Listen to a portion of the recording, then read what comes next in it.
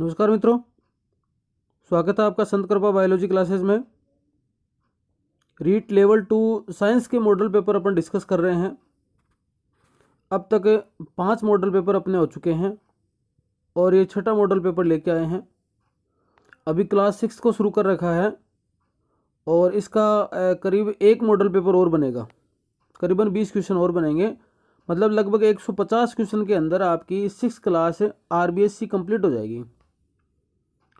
उसके बाद में अपन 6 क्लास NCERT में जो कुछ बचेगा उसके लिए ले लेंगे एक वीडियो, एक या दो वीडियो जितने बनते हैं, और उसके बाद 7th क्लास शुरू करेंगे। आप यकीन मानिए आपके लिए मॉडल पेपर बहुत शानदार साबित होंगे। आप केवल और केवल 15-20 मिनट अपना समय निकाल दें और इसको देख लें।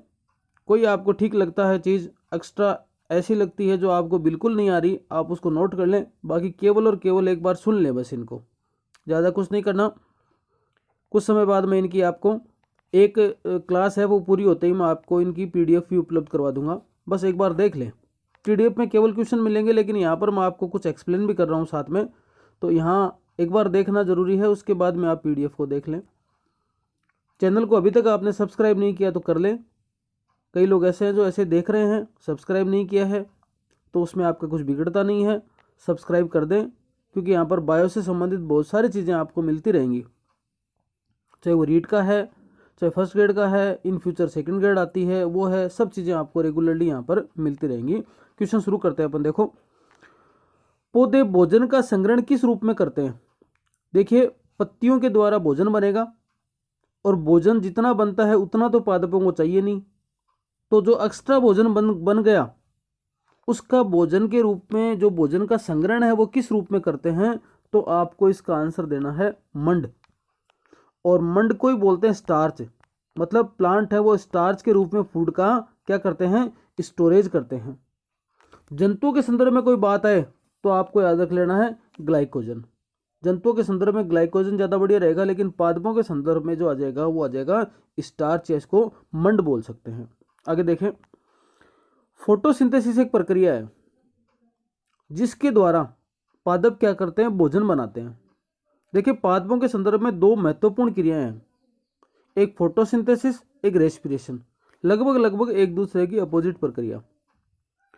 अब फोटोसिंथेसिस के संदर्भ में क्या असत्य कथन है? अब ये ध्यान रखना, आपको असत्य बताना है यहाँ पर, सत्य नहीं।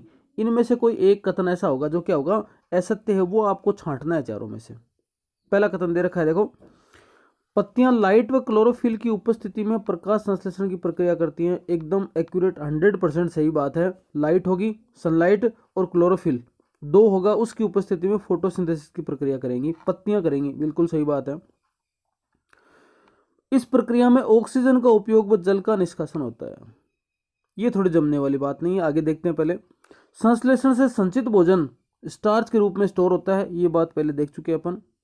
और इस प्रक्रिया में H2O व CO2 का उपयोग होता है, मतलब आप मान के चलिए CO2 प्लस H2O बराबर C6H12O6 प्लस O2, ये प्रक्रिया है। इतनी मोटी मोटी याद रखें आप। CO2 प्लस H2O दोनों मिलकर क्या बना? ग्लूकोज बना, और ऑक्सीजन का निष्कासन हुआ। मतलब CO2 का उपयोग हुआ, H2O का उपयोग हुआ, ग्लूकोज बना और O2 निकला। CO2 का उपयोग हुआ, H2O का उपयोग हुआ, ग्लूकोज बना और O2 निकला, ये प्रक्रिया है। अब इसमें देख लेते हैं, ये बात गलत है। इस प्रक्रिया में ऑक्सीजन का उपयोग व जल का निष्कासन होता है, ऐसा कुछ नहीं है, ये बात असत्य हो गई। इस प्रक्रिया में क्या H2O व CO2, H2O का उपयोग होता है जबकि ऑक्सीजन का निष्कासन होता है, ये बात याद रखनी है आपको। आगे देखें, श्वसन के संदर्भ में सत्य कथन नहीं है। अब सत्य कथन नहीं है, वहां पर भी क्या छांटना है आपको? सत्य कथन नहीं है तो क्या छांटना है आपको? असत्य छांटना है। पत्तियां रंध्रों द्वारा श्वसन करती हैं, बिल्कुल। श्वसन की प्रक्रिया रंध्रों द्वारा होती है, पत्तियां करती हैं। श्वसन क्रिया में गैसों का विनिमय होता है, बिल्कुल होता है। O2 लेती हैं और CO2 निकालती हैं। CO2 का उपयोग O2 का निष्कासन होता है, ये बिल्कुल गलत बात है। ये CO2 का उपयोग O2 का निष्कासन फोटोसिंथेसिस में होता है, प्रकाश संश्लेषण में होता है, श्वसन में नहीं होता। इसलिए ये बात क्या हो जाएगी? असत्य हो जाएगी। और गैसों का विनिमय रंध्रों के खुलने में बंद होने से होता है, ये बात सही है। तीनों बातें सही हैं, लेकिन ये जो स है वो गलत है कि CO2 का उपयोग O2 का निष्कासन होता है, जबकि इसका विपरीत होता है। आगे देखें, पपीता है एक लिंगी पुष्प वाला पौधा, द्विलिंगी पुष्प वाला पौधा।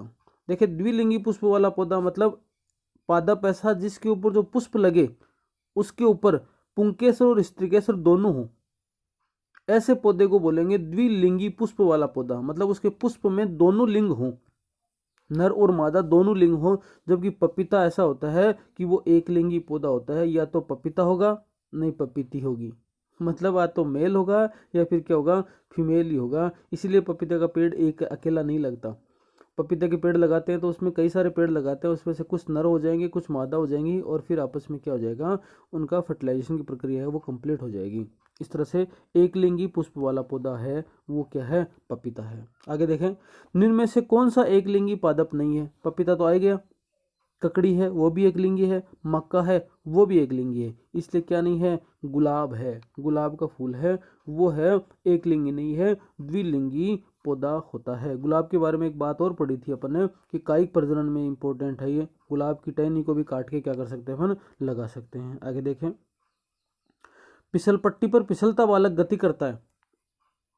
फिसल पट्टी है, ऊपर है, उसमें वो चला और फिसल कर नीचे आ गया, तो एकदम सीधी सरल रेखा में गति होती है, इसलिए इसको क्या बोल सकते हैं, सरल रेखीय गति।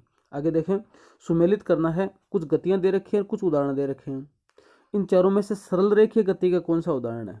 देखें, सरल रेखा में कहीं ना कहीं सीधी सीधा सरल ऐसा नाम आ जाएगा, तो सरल रेखीय गति हो गई यहाँ पर रेलगाड़ी की गति सीधी पटरी पर, और रेलगाड़ी की गति अगर सीधी पटरी पर नहीं है तो वो सरल रेखीय गति नहीं है। सीधी पटरी पर है ना, तो उसको क्या बोलेंगे, सरल रेखीय गति।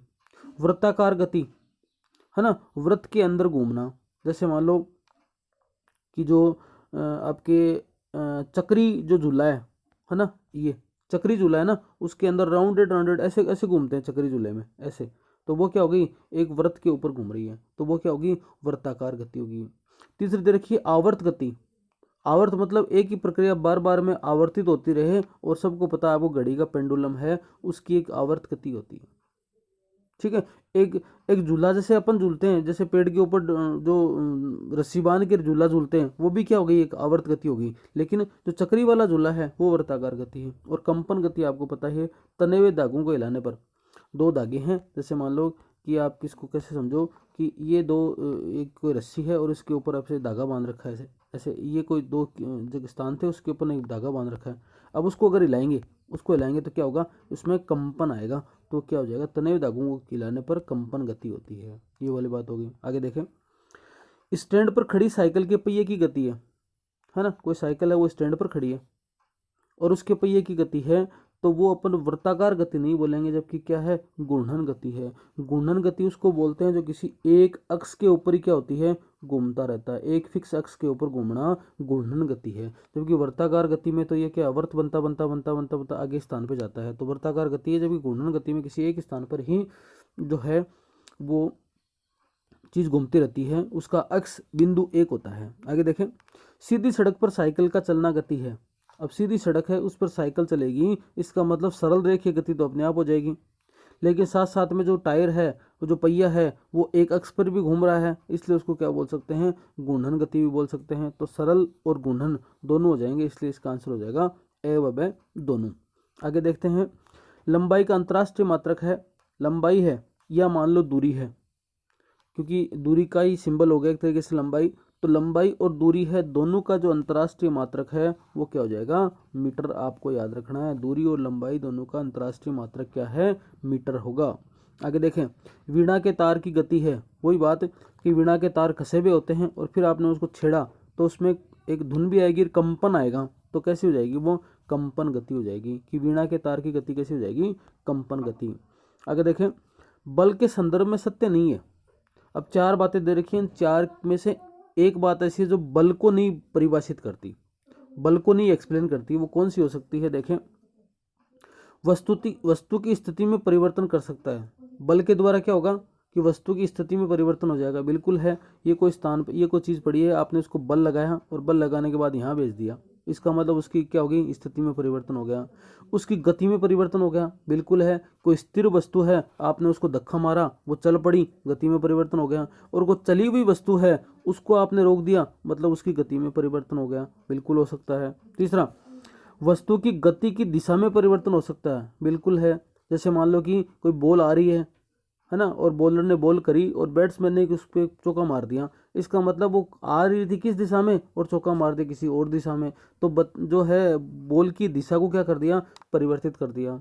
और वस्तु की आकृति में परिवर्तन नहीं कर सकता, ये बात गलत है।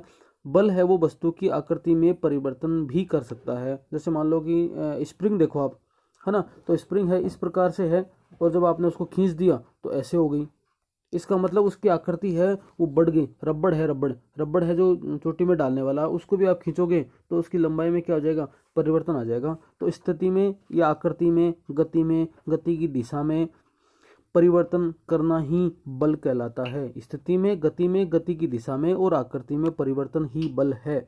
आगे देखें, बल का एसआई मात्रक कौन सा है, बल का एसआई मात्रक है न्यूटन बल का एसआई मात्रक है। अगला देखें, गति का विरोध करने वाला बल है ऐसा बल जो गति का विरोध करेगा और उस बल को बोलेंगे घर्षण बल। देखिए कई बार जैसे मान लो रोड है वो इतनी खुरदरी होती हैं तभी अपन उस पर चल पाते हैं, क्योंकि वो गति का विरोध करेगा, घर्षण लगेगा आपके पैरों के बीच में, आपके चप्पल के और जो रोड है उसके बीच में घर्षण बल लगेगा, जिसके कारण आप चल पाएँ। यही जो रोड है वो एकदम से फिसल पट्टी की तरह हो, एकदम से चिकनी हो, तो उस पर कोई गाड़ियां हैं, खुद अपन भी नहीं चल पाते हैं क्योंकि वहाँ पर घर्षण बल ही नहीं लग पा रहा है। तो गति का विरोध करने वाला जो बल है वो कहलाता है घर्षण बल। आगे देखें, चुंबकीय बल है एक प्रकार का। अब ये बात थोड़ी सी आपको ध्यान रखनी है। देखें, संपर्क बल उसको बोलते हैं जिसको जब कोई दो वस्तुएं आपस में संपर्क में आती हैं उसके बाद में बल लगता है, उसको बोलते हैं संपर्क बल। बाद में स्टार्ट होता है बल, उसको बोलते हैं संपर्क बल। और एक ऐसा बल होता है जो संपर्क में आने से पहले ही हो जाता है शुरू, उसको बोलते हैं असंपर्क बल। तो चुंबक है ना, चुंबक में आपने देखा होगा कि दो ध्रुव हैं, आपने उनको दो चुंबकों को आपस में रखा, जैसे वो थोड़ी सी पास आएंगी, बिना जुड़े ही, बिना संपर्क में आई क्या हो जाएंगी, आपस में बल लगाएंगी और एक दूसरे के चिपक जाएंगी। तो चुंबकीय बल एक प्रकार का है असंपर्क बल। जबकि लगता कैसा है, ये लगता है कि चुंबक होंगी तो संपर्क में आएंगी तो संपर्क बल, जबकि संपर्क बल बाकी सब होते हैं। पेशीय बल है आपके, और कोई जो बल है वो संपर्क बल होते हैं, जबकि असंपर्क बल ऐसा है जो कि बिना संपर्क में आए ही अपना कार्य शुरू कर देता है। आगे देखें, उन्हीं वस्तुओं को समेटते समय चड़चड़ की आवाज आने का कारण क्या है, क्योंकि उसके अंदर स्थिर विद्युत बल होता है जो कि चड़चड़ की आवाज करता है, उस विद्युत बल के कारण से वो आवाज आती है। लास्ट क्वेश्चन देखें, सुमेलित करना है, 4 बल दे रखे हैं और 4 उनकी प्रक्रिया दे रखी है, आप सुमेलित कर सकते हैं आसानी से। गुरुत्व बल, पता ही आपको कि पृथ्वी का आकर्षण बल कहलाता है गुरुत्व बल। दूसरा पेशीय बल, मांसपेशियों के द्वारा, अपन अपनी पेशियों के द्वारा जो लगने वाला बल है वो क्या है, मांसपेशियां, पेशियां नाम आ रहा है यहाँ पे। घर्षण बल किसको बोलते हैं, गति की विपरीत दिशा में सतह पर गति का विरोध करने वाला हो गया, इसलिए इसको क्या बोल दिया, गति की विपरीत दिशा का बल हो गया। और स्थिर विद्युत बल जो कौन सा है, स्थिर आवेश द्वारा आरोपित बल, आवेश के द्वारा आरोपित बल होता है उसको बोलते हैं स्थिर विद्युत बल। इस प्रकार से ये आपके 117 क्वेश्चन यहाँ पर हो गए। छठा मॉडल पेपर है वो कंप्लीट होता है और 7वें मॉडल पेपर है, और शायद 7वें 8वें मॉडल पेपर के साथ ही आपका 6th क्लास कंप्लीट हो जाएगा।